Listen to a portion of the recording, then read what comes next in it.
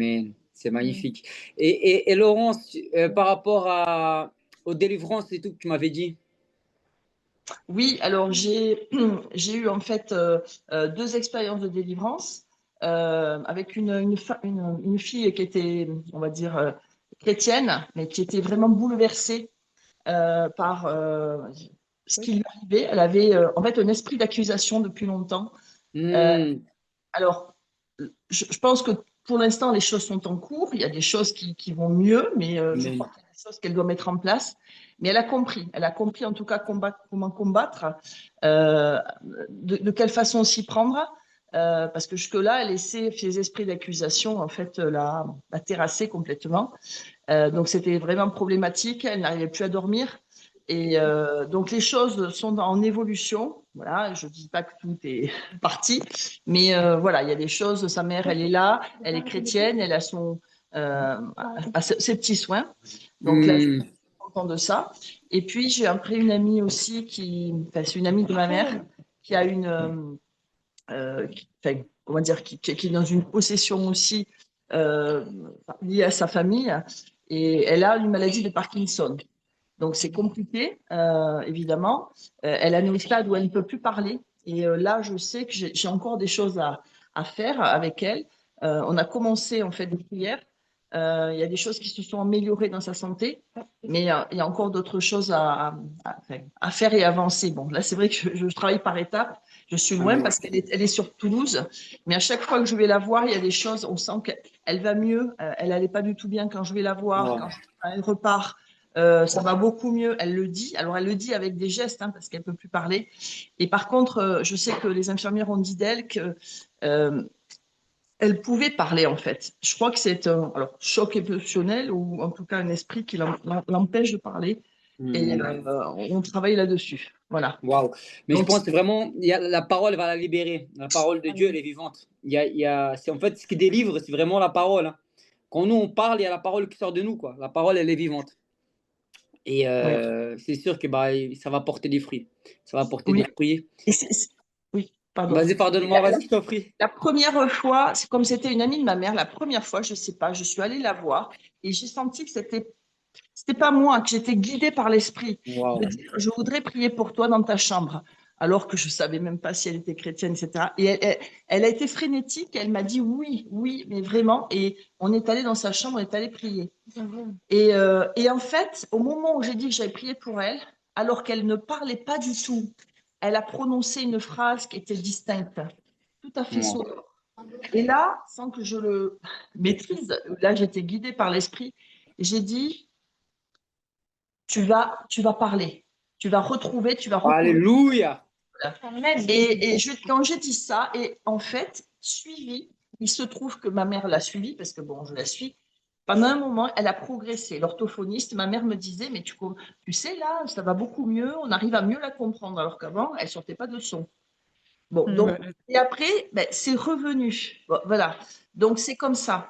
Et donc, la dernière fois, alors qu'on a pu parler avec elle, j'ai passé une après-midi à essayer de la comprendre. Je ne sais pas si vous comprenez comment dire, quand on parle avec quelqu'un qui ne peut pas parler. C'est compliqué parce C'est qu'il très a compliqué. demi-mot. On formule des phrases et puis il faut qu'elle valide. Elle a un abécédaire, elle pointe son doigt pour qu'elle me dise des mots, c'est ce, a, etc. Et avec ça, on fait des phrases. C'est très long. Mais j'ai compris en fait sa problématique. Et elle sentait que depuis toujours, elle était possédée par des forces, entre autres, que sa mère et sa tante étaient, comment dire, des femmes malfaisantes. Et que elle le ressentait fortement. Donc, la dernière fois que je suis allée, j'ai voulu prier. Bon, sa famille était là et qui a fait opposition. Donc, on n'a pas pu être là. On sentait bien que, ben voilà, on a essayé d'aborder quelque chose. Il y avait Marie-Laure qui était avec moi. J'avais voulu prier Hmm. avec elle. Et au moment de prier pour ça, eh bien, comme par hasard, la famille débarquait alors qu'elle est rarement là. Waouh. Donc, j'ai compris par la suite avec Daniel, je suis allée la revoir, parce que Daniel nous faisait fête au contraire. Et là, on sentit qu'il y avait un froid. Donc, cette famille a en fait mis un obstacle entre Daniel et nous. Mais moi, je suis allée au-delà de ça. Je me suis dit, Daniel, je la connais. C'est parce que sa famille fait pression, ne veut pas sûrement du religieux, de ce qui pourrait se passer. Donc, j'y vais. Je suis allée la voir et là, elle m'a expliqué qu'il fallait qu'un jour, ça se fasse toutes les deux et seule, qu'il n'y ait pas d'autres, en tout cas, qu'il n'y ait pas sa famille à côté parce qu'elle faisait un effet obstacle.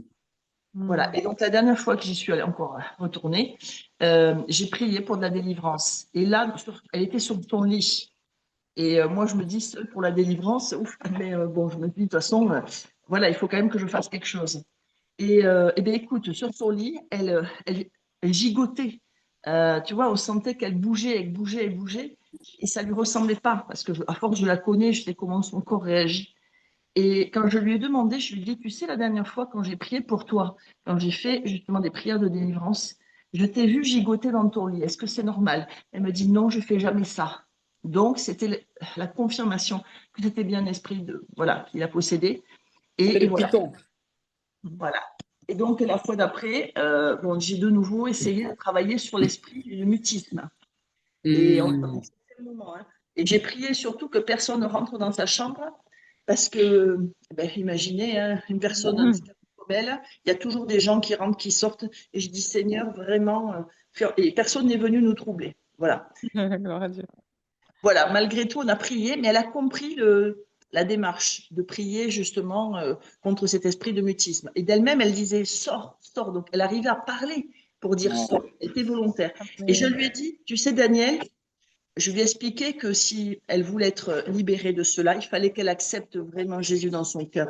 Elle avait progressé dans la foi, mais que là, il y avait quand même quelque chose qui allait souder, justement, qui allait pouvoir créer cette délivrance. Je lui ai dit donc, il y a des choses qui font obstacle, mais si vraiment tu ne reçois pas Jésus dans ton cœur, ça va faire obstacle. Et donc, je lui ai dit, tu ne peux pas parler, mais je vais prononcer la prière de repentance, la prière d'acceptation de Jésus. Et d'accord, il suffit simplement que tu penses très fort tout ce que je vais dire dans ton cœur. Parce que tu ne peux pas parler, donc tu vas le faire de cette manière-là. Et j'ai senti qu'elle était complètement avec moi. Et voilà, on s'est quittés. Je l'ai ramenée à sa salle de restaurant. On s'est embrassés. Et là, Wow. elle me téléphone, elle ne peut pas parler, mais elle me téléphone avec WhatsApp. Elle m'envoie un appel.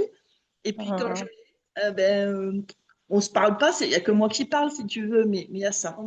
Mais en tout cas, je pense qu'elle écoute, elle a besoin, et je sens que je vais essayer de lui envoyer des choses par WhatsApp pour enfin, comment te dire, pour la nourrir spirituellement. Amen, Gloire à c'est Dieu. magnifique. Ouais. Gloire à Jésus, gloire à Jésus, gloire à Jésus, Laurence, gloire à Jésus, les enfants. Laurence, tu peux Et avec, monter un petit peu, tu peux monter un petit peu plus la caméra, je te vois pas, je oui, vois pas bien. oui, oui, voilà. Et Voilà. ensuite, voilà, Ouais. avec une amie aussi.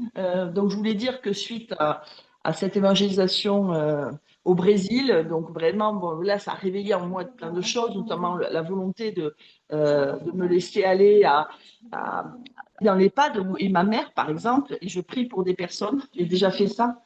Je prie aussi pour des malades. J'ai une amie qui est chrétienne. Elle connaît des personnes handicapées, notamment un monsieur qui a la maladie de Charcot. Voilà, donc maladie très très difficile. Et donc comment dire, il ne maîtrise pas du tout ses deux membres avant, donc c'est vraiment handicapé complètement.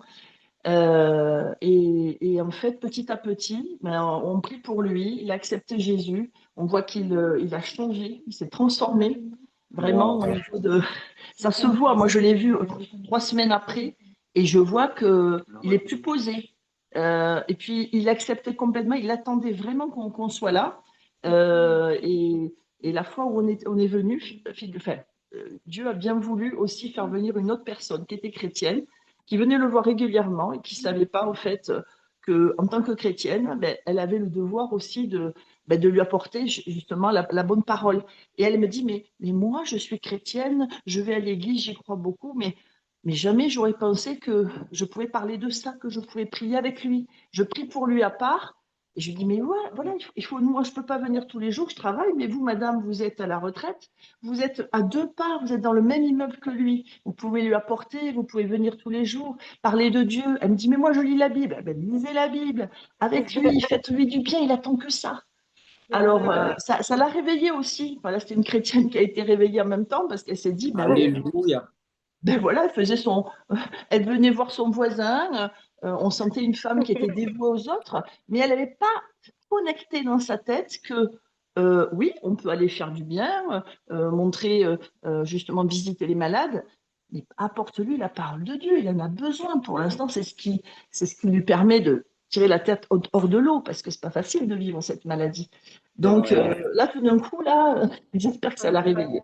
Et elle nous a fait comprendre que oui, j'habite là, au bas de l'appartement. Sous-entendu, la prochaine fois que vous venez, invitez-moi, je viendrai avec vous. Voilà, donc c'est bien. Amen. Donc, je vois que Laurent, oui, Laurence, est-ce que tu peux me dire, là, ça fait combien de temps que tu es à l'école? Un an, presque un an, je crois. presque non, oui, à peu près. Presque un an. Est-ce que tu as senti une différence depuis que tu as intégré l'école, que tu es venu au Brésil? Complètement. Ah, complètement. Mais dis-le, dis-le. Eh oui, mon fils me dit, mais dis-le, dis-le. Ben oui, je suis en train de répondre à la question. Développe et tout. Ah oui, oui, bien sûr, c'est ce que je suis en train de faire. Bon, je me fais booster par les enfants. Alors, oui, oui, non, moi, évidemment. Moi, je trouve que c'est la seule école, voilà, qui te montre, en fait, comment faire. Moi, je vois, bon, bien sûr, que depuis que j'ai intégré l'école, que beaucoup de personnes vont dans les rues, se retrouvent, que ce soit à Paris ou ailleurs. Euh, Là, c'est quelque chose qui ne me serait pas venu à l'idée. Je me dis, mais comment on fait? Comment on fait pour parler dans les rues? Comment on ose? Donc, ça, je trouve que c'est quelque chose de merveilleux. C'est le fait de se dire, ça y est, c'est plus de la théorie, c'est plus aller et comment on fait pour aller, comment on s'y prend, mais on a une école qui nous apprend à oser tout simplement, qui nous donne les outils, les moyens. Donc, bon, moi, je trouve ça génial et de le vivre. Donc, c'est vrai que comme je dis, Jésus, c'est l'école de l'alternance. C'est ce qu'il a fait avec ses disciples et c'est ce qu'on doit faire parce qu'on sinon on ne se sentira jamais prêt pour commencer. On ne se sent Amen. jamais digne. Et un C'est jour, tu m'as appelé. Un jour, tu m'as appelé, tu m'as dit, Victor, depuis que je suis rentré du Brésil, là, j'ose des choses que je n'arrivais pas à faire avant. Tu commençais à faire certaines choses que tu n'arrivais pas à faire avant. Ça ah oui, m'avait oui, interpellé. oui, oui, bien sûr. Alors oui, depuis, par exemple, je donne certains exemples. C'est-à-dire que je crois avoir compris que c'est pas le hasard où tel jour, bien évidemment, je vais pouvoir servir Dieu à un moment donné. C'est en fait, j'ai compris depuis que c'est chaque jour de notre vie, quoi. On est l'ambassadeur de Christ à tout moment et il faut se rendre disponible et il faut s'investir et s'engager autant qu'on peut. Alors, avant, c'est pas que je n'avais pas cette conception, mais je pense que je m'imaginais pas que ça pouvait se faire aussi facilement et voilà, de manière aussi radicale. Donc, par exemple, j'ai eu deux événements dans ma famille.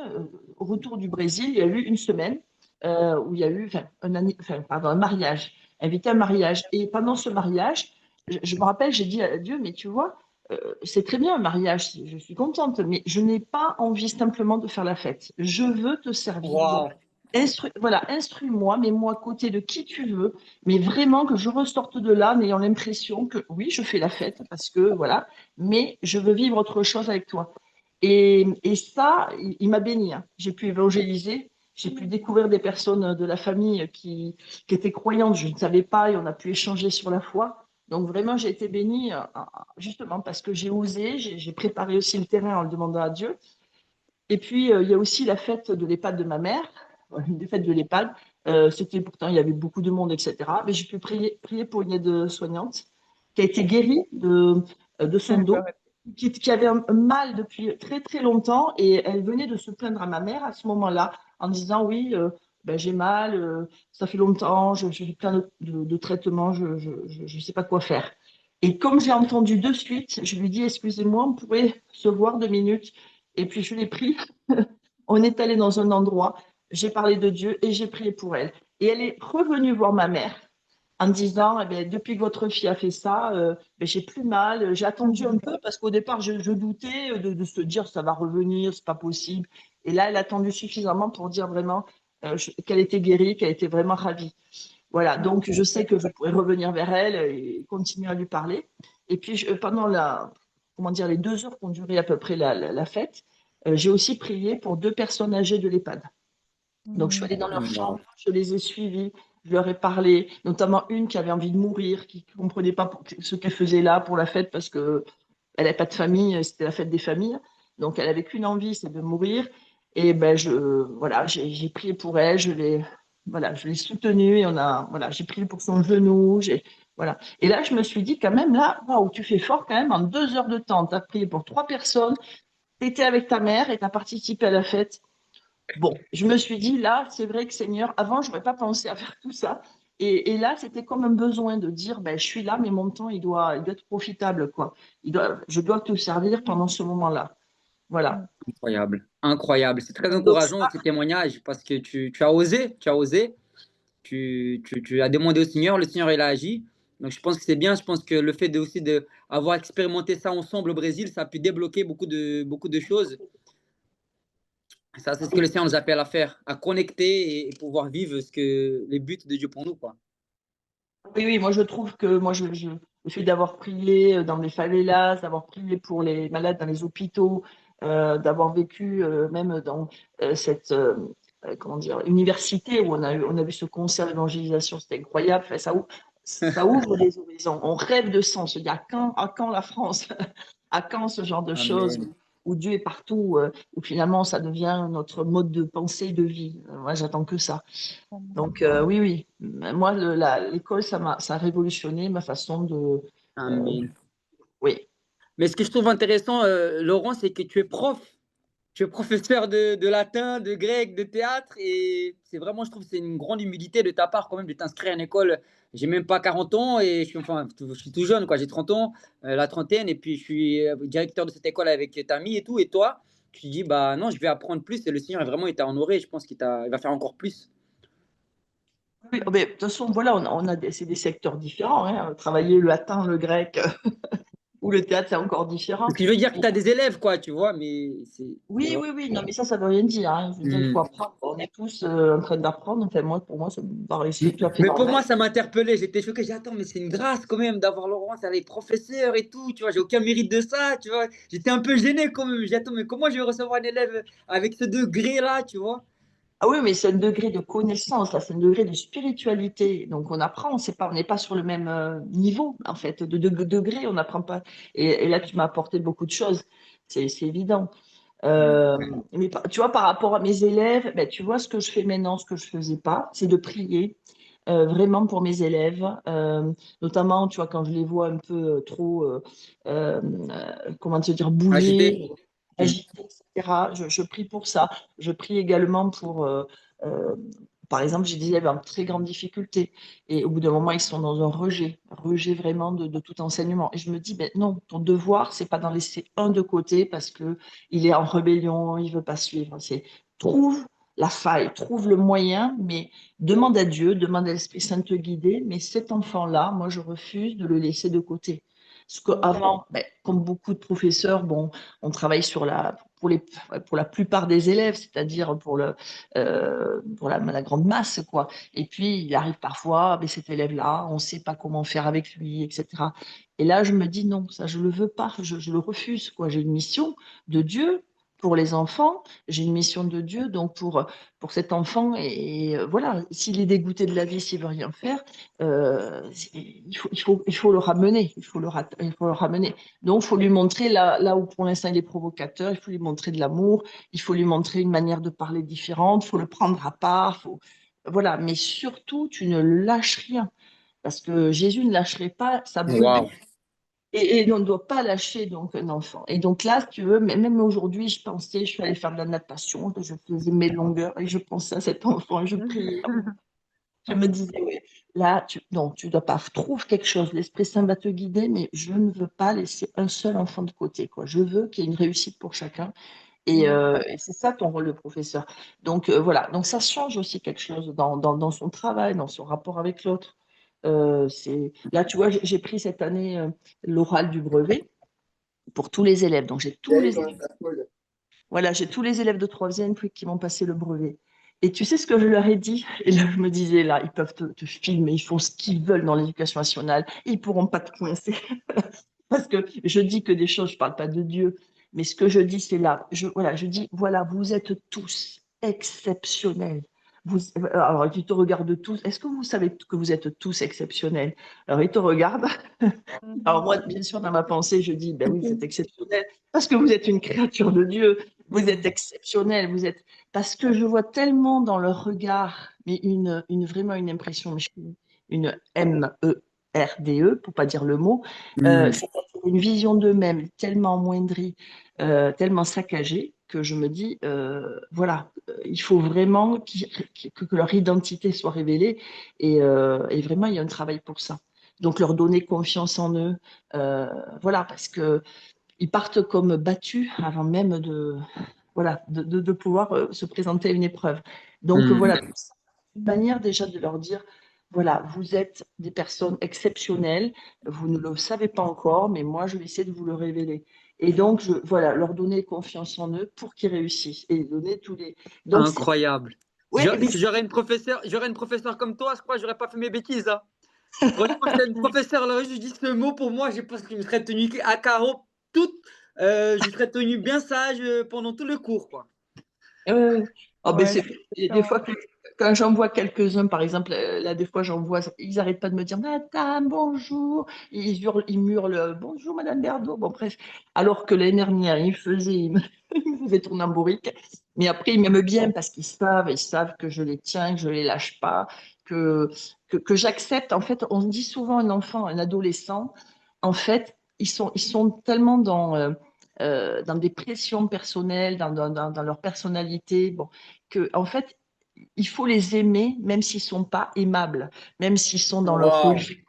Et ça, c'est pas facile. C'est-à-dire, et ça veut dire, je sais que je suis dans la provocation, je sais que je fais pas bien, mais me rejette pas, aime-moi. Et alors, ça, c'est vrai avec mes ados et c'est vrai avec les autres. Et ça, c'est quelque chose que je garde en tête et je me dis, Jésus ne lâcherait personne et Jésus se battrait jusqu'au bout pour révéler le meilleur de l'autre.